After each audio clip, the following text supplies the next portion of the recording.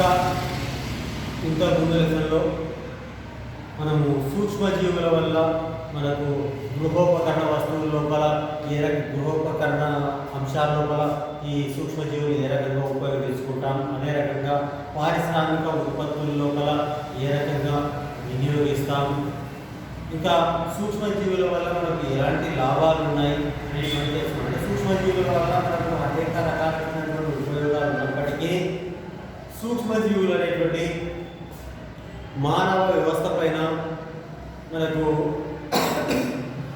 వ్యాధుల్ని కలగజేస్తూ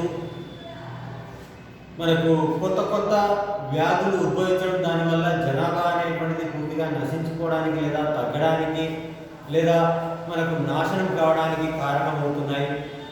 అదే అంశాన్ని మనం ఇక్కడ ప్రస్తావిస్తాం. దీన్ని సవాళ్ళు విసురుతున్న సూక్ష్మజీవులు అని చెప్తాం. అంటే మానవుడు ఎన్నో వ్యాధులకు మందుల్ని కలుగుతున్నప్పటికీ మనకు కొత్త కొత్త రకాలైనటువంటి సూక్ష్మజీవులు అనేటువంటి పుట్టుకొస్తూ ఉన్నాయి. వాటిని గుర్తించి వాటిని నిర్మూలించడానికి ప్రయత్నిస్తూ ఉన్నారు. అయితే సాధారణంగా మనకు ఏదైనా వ్యాధులకు ముఖ్యంగా యాంటీబయోటిక్స్కు మనకు వ్యాధి నిరోధకత ఏర్పరచుకోవడం వల్ల, అంటే ఏదైనా ఒక వ్యాధి సంక్రమించిందంటే దానికి వ్యాధి నిరోధక కలిగినటువంటి పదార్థాన్ని మనం గుర్తించి మనకు వ్యాధుల్ని ఎదుర్కొనడానికి, అంటే వ్యాధుల్ని ఎదుర్కొనేయడానికి కావాల్సినటువంటి సామర్థ్యాలను మనం పొందుతాం. ఎగ్జాంపుల్గా మీరు ఈ మధ్యకాలంలో కరోనా వైరస్ చూస్తుంటారు. ముఖ్యంగా అది మానవులకు వ్యాధుల్ని సంక్రమించేటువంటి కారకాలుగా ఉన్నాయి. అయితే వాటిని ఎదుర్కొనేటువంటి వ్యాధి నిరోధక కలిగినటువంటి పదార్థాలని లేదా మనకు ఇమ్యూనిటీ పవర్ని పెంచడానికి మాత్రమే ఇక్కడ మనకు వినియోగిస్తున్నారు. కానీ పూర్తిగా టీకా మందారేటువంటి ఇంకా రాలేదు. అంటే ఆ రకంగా వ్యాధుల్ని ఎదుర్కొనే సామర్థ్యం కలిగినటువంటి వ్యాధి నిరోధకతను ఏర్పరచుకునేటువంటి పరిస్థితి చేయడం వల్ల మనకు వ్యాధుల నుంచి మనం ఎదుర్కోవచ్చు అని చెప్పుకోవచ్చు.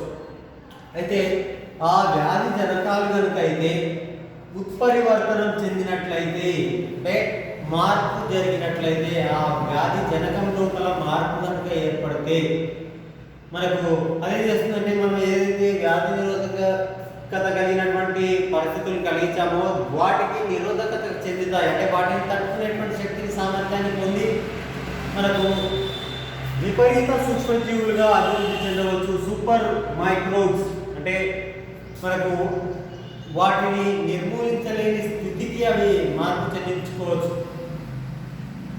ఈ మధ్యకాలంలో మీరు ఆ కరోనా వైరస్ చూస్తున్నారు.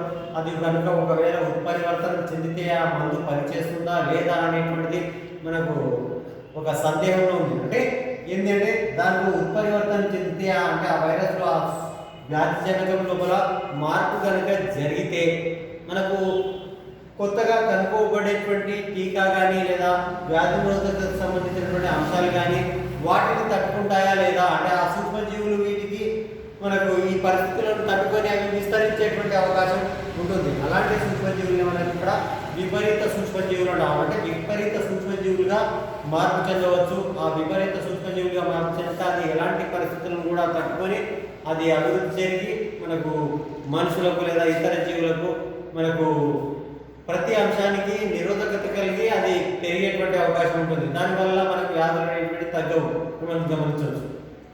అలాంటి వ్యాధుల్ని మనం గమనిస్తే ఎక్కువగా ఎయిడ్స్, మ్యాడ్ కౌ, సార్స్ లాంటి వ్యాధులు ప్రధానంగా వీటికి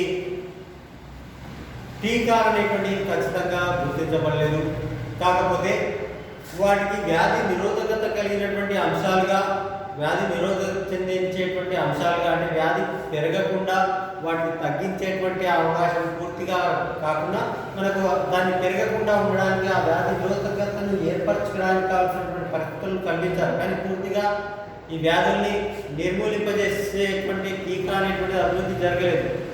అదే కొన్ని వ్యాధులు మనం గమనిస్తే కలరా, ట్యూబర్క్యులోసిస్ అనే టీబీ, క్షయ, అదే డెంగ్యూ, జ్వరం లాంటివి మనకు పురాతన కాలంలో ఇవి విస్తరించి ఈ వ్యాధులు ఎక్కువగా ప్రబలి మనకు మానవ జీవన వ్యవస్థను అస్తవ్యస్తం చేసినటువంటి వ్యాధులుగా మనం చెప్పుకోవచ్చు.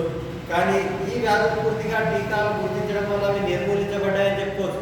ఈ మధ్య కాలంలో ఎక్కడ కనిపించదు. కానీ అప్పుడప్పుడు ఈ వ్యాధులు మళ్ళీ బయటపడుతుంటాయి. అంటే నిర్మూలించబడినటువంటి వ్యాధులు కూడా తిరిగి అవి బయటపడేటువంటి వ్యాధులుగా మనకు అప్పుడప్పుడు మనం గమనిస్తున్నాము. ఎక్కువగా మీరు చూస్తూ ఉంటారు, డెంగ్యూ కానీ, టీబీ కానీ, మనకు అంటే క్షయవ్యాధి కానీ, వ్యాధులు కానీ మనకు అక్కడక్కడ మనకు చూస్తుంటాం హాస్పిటల్ లోపల. అంటే ఆ వ్యాధులు మళ్ళీ తిరిగి వస్తూ ఉంటాయి. అలాంటి వ్యాధులను నిర్మూలించుకోవడానికి మనకు జీనోమిక్స్, బయో ఇన్ఫర్మాటిక్స్ లాంటి మనకు విజ్ఞాన శాస్త్రాలను ఉపయోగించి వాటిని ఏ రకంగా నిర్మూలించాలి అనే దాన్ని గుర్తించి వాటికి టీకాలు లేదా చికిత్స విధానాలను ఏర్పరచడం అనేటువంటిది జరుగుతుంది. కానీ ఈ సూక్ష్మజీవులు అనేటువంటి ఉపయోగకరంగా ఉన్నాయి. ఇంకా మానవ వ్యవస్థ పైన సవాళ్ళు విసురుతూ కొత్త కొత్త రకాలుగా మనకు కొత్త వ్యాధులను సంక్రమించేటువంటి కారకాలుగా మనకు ఉన్నాయని మనం చెప్పుకోవచ్చు. ఇది మనకు సూక్ష్మజీవులు మనకు ఎలాంటి పరిస్థితులు మనకు కలిగిస్తున్నాయి అనే దాన్ని గమనిస్తాయి. దీంతో ఈ లెసన్ కంప్లీట్ అయినట్టే. అంతేకాకుండా ఇప్పటి వరకు మనకు డిలీట్ చేయబడినటువంటి సబ్జెక్ట్ కాకుండా మిగతా సిలబస్ అంతా కూడా కంప్లీట్ అయినట్టే. అయితే ఎక్కడెక్కడైతే డిలీట్ చేయబడినటువంటి సబ్జెక్ట్ ఉందో ఆ సబ్జెక్ట్ కూడా నేను చెప్తాను. ఎందుకంటే ఈ ఒక్క సంవత్సరం మాత్రమే అది డిలీట్ చేయబడ్డది.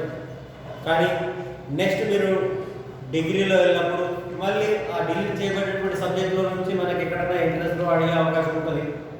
ఇంకా మన ఏ పరీక్షల్లోనైనా మనకు ఈ సిలబస్ అనేది కూడా పూర్తిగా తీసివేయరు. జస్ట్ ఈ సంవత్సరం మాత్రమే తీసేసారు. కాబట్టి ఆ తీసివేసినటువంటి సబ్జెక్ట్ కూడా మళ్ళీ మీకు చెప్తాను.